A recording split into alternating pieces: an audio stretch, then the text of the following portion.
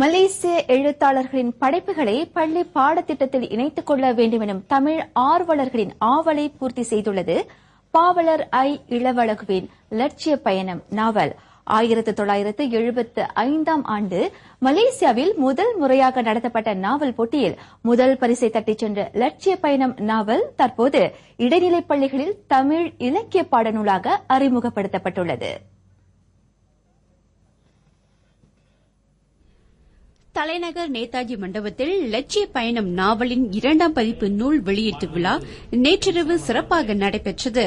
1975ஆம் ஆண்டு மலேசிய தமிழ் எழுத்தாளர் சங்கத்துடன் இணைந்து தேசிய தோட்ட தொழிலாளர் சங்கம் நடத்திய நாவல் போட்டியில் லட்சிய பயணம் நாவல் முதல் பரிசு தொகையான 1000 ரிங்கிட் ரொக்க பணத்தை வென்றது. தோட்டப்புற சூழலை மையமாக கொண்டு இந்நாவல் எழுதப்பட்டுள்ளது. தோட்டப்புற சூழலை மையமாக கொண்டது. இப்போது வேண்டுமானால் கிட்டத்தட்ட ஒரு 40 ஆண்டுகளுக்கு பிறகு இதை படிக்கின்றவர்களுக்கு இப்படிப்பட்ட தோட்டம் இப்போது இல்லையே என்ற எண்ணம் வரலாம். அப்படிப்பட்ட தோட்டங்கள் அப்போது இருந்தன. இப்போது காலம் மாறுதலால் பல தோட்டங்களால் செம்பனை தோட்டங்களாக மாறி இருக்கின்றன. ரப்பர் தோட்டங்களோட வடிவங்கள் மாறி இருக்கின்றன. அங்கிருந்த முழுமையான அடிமைத்தனத்திலிருந்து ஓரளவு நம்மவர்கள் மீண்டிருக்கிறார்கள். மலாயா பல்கலைக்கழக இந்திய ஆய்வியல் துறையிலும் இந்நாவல் பயன்படுத்தப்பட்டுள்ளது குறிப்பிடத்தக்கது.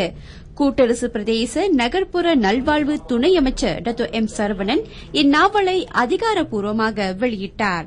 பள்ளி பாடத்திட்டத்தில் லட்சிய பயணம் நாவல் சேர்த்துக் கொள்ளப்பட்டுள்ளது இந்நாட்டில் உள்ள இளம் எழுத்தாளர்களுக்கு ஊக்குவிப்பாக அமைந்துள்ளதாக துணை அமைச்சர் குறிப்பிட்டார்.